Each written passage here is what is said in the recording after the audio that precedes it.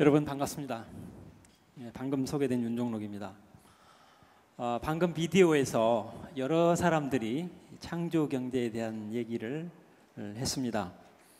근데 우리나라 국민들이 어려서부터 교육을 받을 때 모든 문제에는 모범 답안이 있다라고 우리가 교육을 받았기 때문에 창조 경제의 모범 답안이 뭐냐 이런 질문을 많이 받습니다.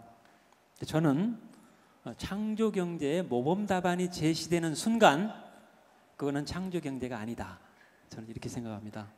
대한민국 국민들이 모든 각자가 나름대로 생각하는 창조 경제의 전체의 합의 창조 경제다. 저는 이렇게 생각합니다. 그래서 아까 여러 사람들이 발표했던 내용 다 답이다. 그래도 창조 경제라는 키워드가 나왔으니 창조 경제를 한번 어떻게 쉽게 접근해 볼까 고민을 많이 하다가 역시 하나의 사례를 들어주면은 괜찮겠다 싶어서 오늘 정말 자원이라고는 이만큼도 없는 나라가 21세기를 주름잡는 그 나라를 한번 소개를 하면서 왜 대한민국이 이 시점에서 창조 경제라는 키워드를 꺼냈을까 이것을 같이 생각해 본다면 의미가 있겠다 싶어서 자원이 없는 나라의 국가 경영이라는 부제를 붙이고 창조 경제에 대해서 여러분과 함께 얘기를 나눠볼까 합니다. 여러분 지금 경제는 성장하고 있다 하지만은 여러 가지 사회적으로 경제적으로 밸런스가 지금 안 맞고 있죠. 사실상 백수가 350만 명이다. 비상구가 없다. 이런 얘기가 지금 나오고 있습니다. 이 얘기는 우리나라 얘기뿐만이 아닙니다. 미국도 2년 전에 불과 미국의 실업률이 9.8%였습니다. 여러분, 세계를 이끌어 나가는 미국의 실업률이 9.8%였습니다. 거의 10%입니다. 근데 더 중요한 거는 9.8%나 실업률이 높다가 아니라 지난 20년간 미국이 4천만 개의 일자리를 만들어냈음에도 불구하고 거의 10%의 실업률을 유지하고 있다. 여기에 문제가 있습니다. 만약에 미국의 역동적인 젊은이들이 지난 20년간 4천만 개의 일자리를 못 만들었다면 미국의 실업률은 과연 몇 %였을까? 오바마 대통령이 깜짝 놀랐습니다. 그래서 세계에서 창업하기 가장 좋은 나라가 미국이기는 하지만은 아직도 창업에 걸림돌이 있다면 다 혁파하겠다 해서 정책을 하나 펼친 것이 스타트업 아메리카라는 정책입니다. 쉽게 얘기하면 창업국가 미국이라는 정책을 2년 전에 어나운스를 합니다. 그래서 세계에서 창업하기 가장 좋은 나라지만은 창업에 걸림돌이 있다면 전부 혁파하겠다 해서 2년간 열심히 창업 경제를 유도한 결과 1년에 딱 1%씩 8.8, 7.8 실업률이 떨어지고 7.8로 내려왔을 때 오바마 대통령이 2기 대통령으로 당선됩니다. 오바마 2기가 출범한 이후로 지금 10개월이 흘렀습니다. 지금 현재 미국의 실업률은 7.4%로 또 떨어졌습니다. 역시 미국 경제나 우리 경제나 기존의 레거시한 산업은 어마어마하게 일자리를 잃어가고 있습니다. 많이 일자리가 빼앗긴 다음에 그거를 보충해 줄 수 있는 스타트업, 새로운 비즈니스 크리에이션이 일어나지 않으면은 미국이나 우리나라 경제 마찬가지로 경제 파이 늘어나지 않습니다. 일자리 늘어나지 않습니다. 왜? 지난 40년간 우리가 누렸던 산업화의 경제 패러다임이 바뀌고 있기 때문입니다. 과거에는 우리 부지런한 손발, 이것이 우리 경제를 일으키는 수단이었는데 우리 손발의 경쟁력은 점점 잃어가고 있습니다. 중국, 브라질, 러시아 값싼 노동력이 대체하고 있죠. 이 문제를 어떻게 해결할까 하는 것이 창조 경제입니다.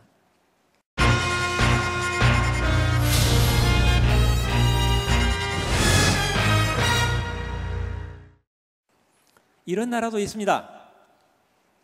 면적은 우리나라 충청남북도만한 나라, 인구는 750만 밖에 안 되는 나라, 남자는 3년 군대를 갔다 와야 되는 나라, 여자도 2년 군대를 갔다 와야 되는 나라. 이스라엘 안에 750만 명의 유대인, 그 다음에 이스라엘 밖에 전 세계에 또 750만 명의 유대인, 합하면 얼마입니까? 1500만 명이죠. 대한민국 수도권이 2000만 명입니다. 그 1500만 명이 전 세계 노벨상의 22%를 차지하고 있습니다. 800명당 1명이 창업에 성공을 합니다. 미국 나스닥 상장사에 미국을 뺀 나머지 나라의 40%를 이 나라가 차지하고 있습니다. 이 나라가 1년에 창업하는 수가 유럽 전체가 1년에 만들어내는 창업의 수와 같습니다. 더 놀라운 사실, 이 나라의 서울대학이라고 할 수 있는 히브리 대학 1년에 특허료로 꼬박꼬박 1조 원을 벌어들이고 있습니다. 여러분, 제가 말씀드린 게 거짓이 아니고 참이라면 이 나라를 간과하고 지나가면 되겠습니까? 저는 그거는 직무유기다. 그래서 이스라엘의 모델을 저희가 일부 참고해서 우리도 자원이 없는 나라, 앞으로 어떻게 경제를 살려갈까, 처절하게 자원이 없는 나라의 모델을 살펴본다면 우리는 많은 위안을 얻을 수 있다. 방금 제가 보여드린 슬라이드가 모든 사람들이 기적이라고 그럽니다.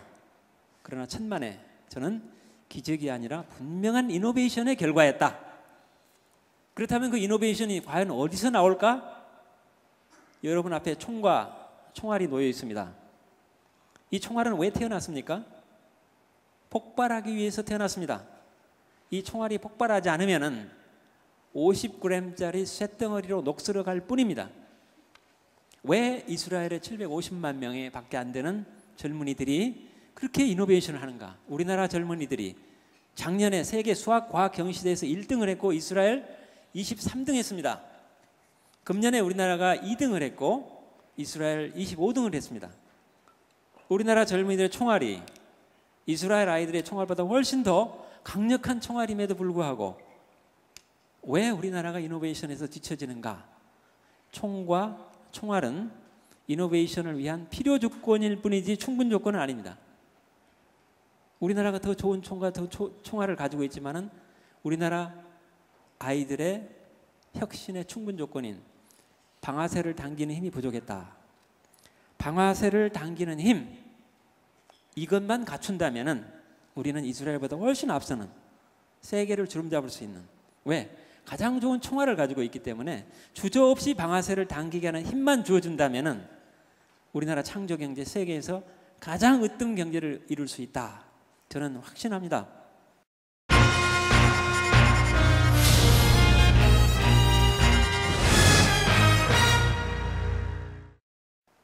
미래창조부 과학부가 해야 될 일이 뭐냐라고 여러 사람이 물어봅니다. 저는 주저없이 미래창조과학부가 할 일은 우리 젊은이들에게 주저하지 않고 방아쇠를 당기게 하는 힘을 갖추게 하는 거다. 저는 한마디로 이렇게 얘기합니다. 혁신의 필요 충분 조건, 두뇌, 교육, 좋은 종교, 이것은 필요 조건일 뿐이지 충분 조건은 아니다. 겁 없이 방아쇠를 당기게 하자. 이스라엘 국민성이라는 걸 들여다봤더니 뻔뻔하고 당돌함, 후춧바란 정신이 있더라고요. 아주 얼굴에다 철판을 깔고 강력하게 대쉬하는 우리 젊은이들이 이런 대쉬하는 정신을 갖는다면은 우리나라가 세계를 지배할 수 있을 거다. 이런 생각을 해봅니다. 우리가 비록 자원은 없지만은 디지털 토양은 세계에서 가장 비옥한 토양을 가지고 있다. 제가 한 달 전에 스위스 제네바에서 상을 하나 받아왔습니다. 무슨 상인고 봤더니 ICT Development Index, ICT 개발 지수가 우리나라가 4년 연속 세계 1등을 했다고 저한테 상을 받으러 오래요. 가서 받아오면서 이런 생각을 했습니다. 아, 우리나라는 세계에서 가장 비옥한 디지털 토양을 가지고 있구나. 창조경제란 우리의 상상력이 과학기술과 접목이 됐을 때 창조경제의 좋은 씨앗이 만들어진다. 벽씨는 촉촉한 땅에 떨어져야 뿌리를 내리고 열매를 맺지만은 상상력이 과학기술과 결합된 창조경제의 씨앗은 어느 토양에 떨어져야 될까? 저는 주저없이 아주 비옥한 디지털 토양에 떨어졌을 때 뿌리를 내리고 다양한 서비스, 다양한 솔루션이란 열매를 맺는 거다. 저는 이렇게 생각합니다. 우리나라 젊은이들 세계에서 가장 좋은 머리를 가졌다. 우리나라 ICT 토양 세계에서 가장 비옥하다. 저는 적어도 창조 경제의 필요 충분 조건은 갖춰졌다. 지구가 46억 년 됐습니다. 지구 역사상 인구가 6억 명을 넘어가지를 못했어요. 왜? 지구의 토양이 너무 척박했기 때문에. 독일에서 질소기 비료를 개발합니다. 하버라는 친구가. 그 이후로 땅이 비옥해지기 시작합니다. 150년 만에 6억이었던 인구가 60억으로 늘어나고 1999년에 60억을 딱 돌파합니다. 그 1999년 60억을 돌파하던 그 해에 대한민국에 또 하나의 지구가 탄생했습니다. 우리는 두 개의 지구에서 살고 있습니다. 하나는 우리가 발로 딛고 있는 지구, 또 하나는 눈에는 보이지 않지만 우리가 세상을 생각하는 사이버 세상, 디지털 지구가 또 하나 있습니다. 이 디지털 지구에서 우리의 60억 명 이상의 인구가 돌파하는 그 순간에 우리는 디지털이라는 새로운 지구를 갖게 됐고, 우리 경제의 40%는 보이지 않은 디지털 세상에서 이루어지고 있습니다. 이제 그동안에 45년, 50년 동안에 우리는 프로덕션, 매니팩처링을 너무너무 잘해와서 우리 경제를 잘 일구었습니다. 이제 우리 손발의 경쟁력이, 노동력의 경쟁력이 떨어지기 때문에 프로덕션 영역에서 우리 경제에 기대할 수 없다. 이제 프로덕트 영역을 서비스 솔루션으로 바꿔버리자. 자동차, 이제 우리가 나사를 돌려서 자동차를 잘 만들 수 없습니다. 노동력이 비싸기 때문에.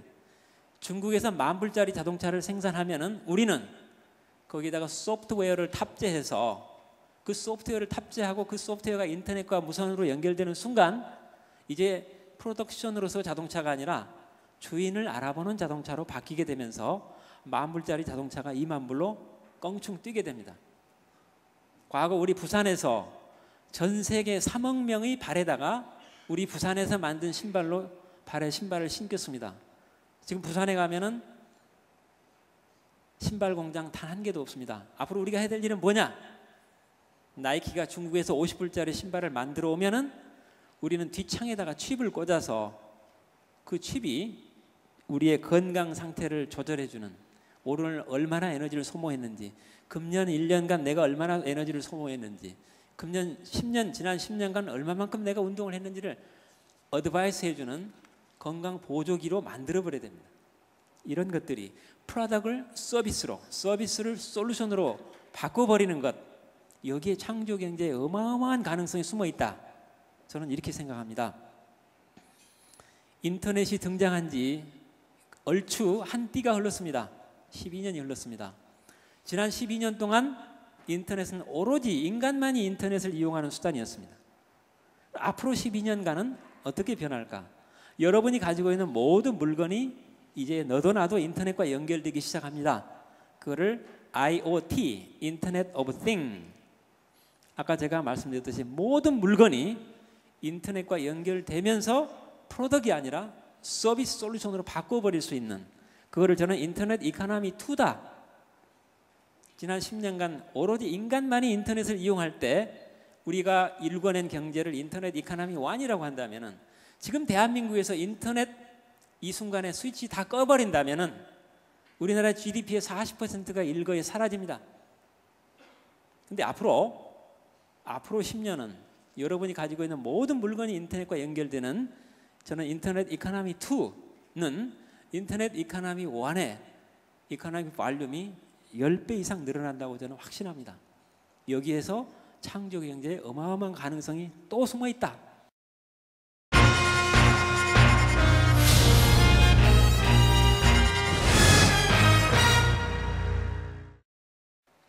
여러분, 아까 이스라엘 말씀드렸죠?